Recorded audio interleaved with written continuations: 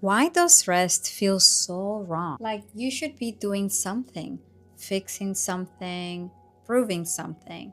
And if you grew up as the responsible one, the caretaker, the one who always had to be on, then resting feels extremely hard, as if stopping means you are falling behind. And if this feels familiar, you're not broken or lazy. And in this video, I'm going to walk you through why rest feels so hard if you grew up parentified or with dysfunctional family dynamics where love felt conditional, and ways that you can start unlearning this belief. In dysfunctional families, love often comes with conditions. You were praised for being so mature, so helpful, so strong. But when did anyone celebrate you for simply existing, for breathing, for simply being? The truth is, when slowing down meant criticism and guilt tripping, you learned that rest equals laziness, that stillness equals worthlessness.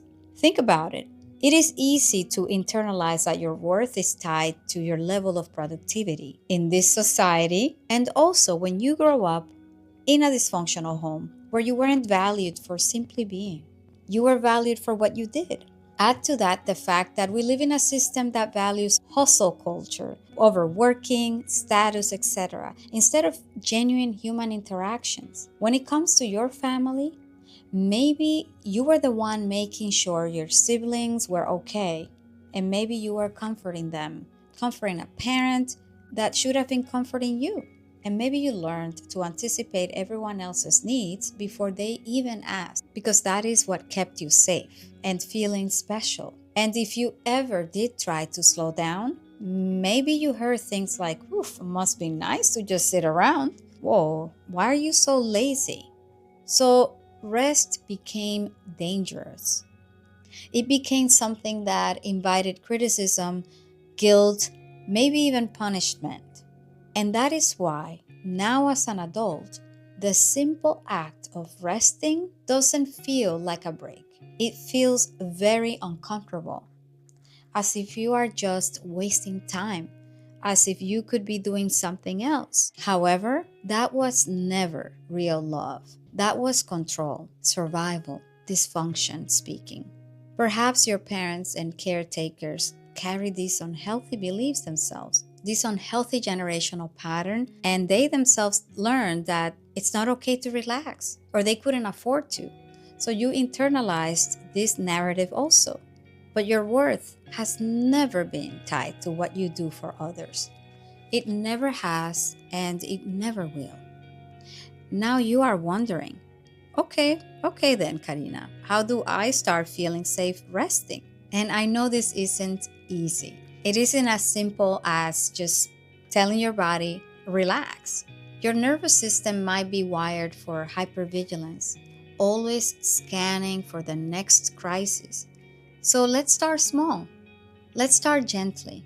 First, I want you to reframe rest. Rest is fuel and not failure.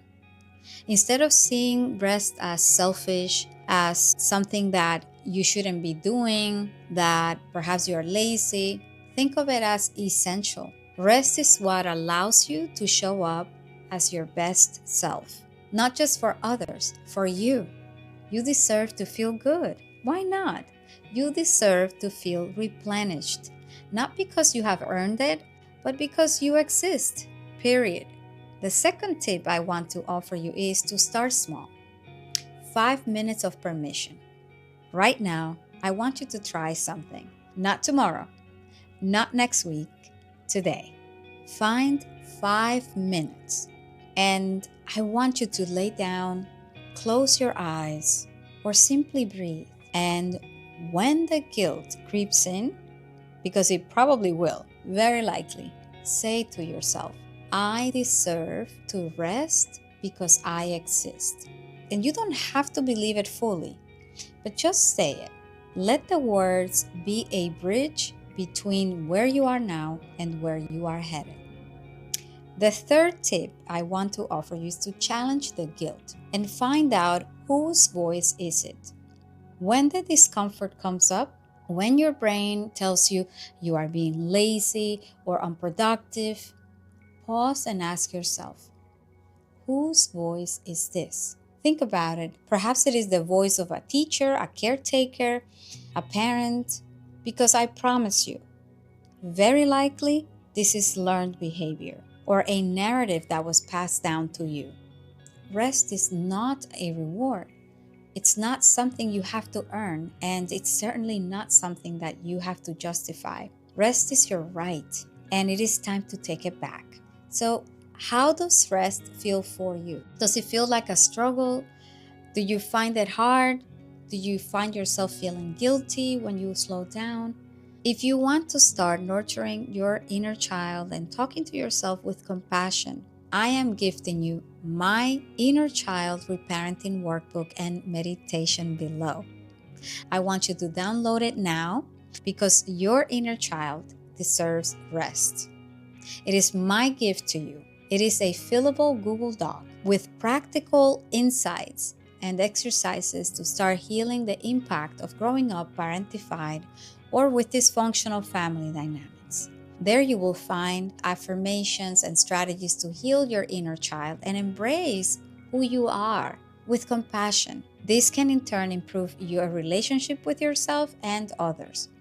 And if this resonated with you, if you felt a little bit seen, I want to hear from you. Drop a comment below and let's talk about it. You're not alone in this. And if you want more support in healing from the impact of growing up in a dysfunctional family, make sure you are subscribed. This is a space where you can unlearn the lies that keep you stuck and step into the life you actually deserve. I will see you in the next video, and please remember your resilience.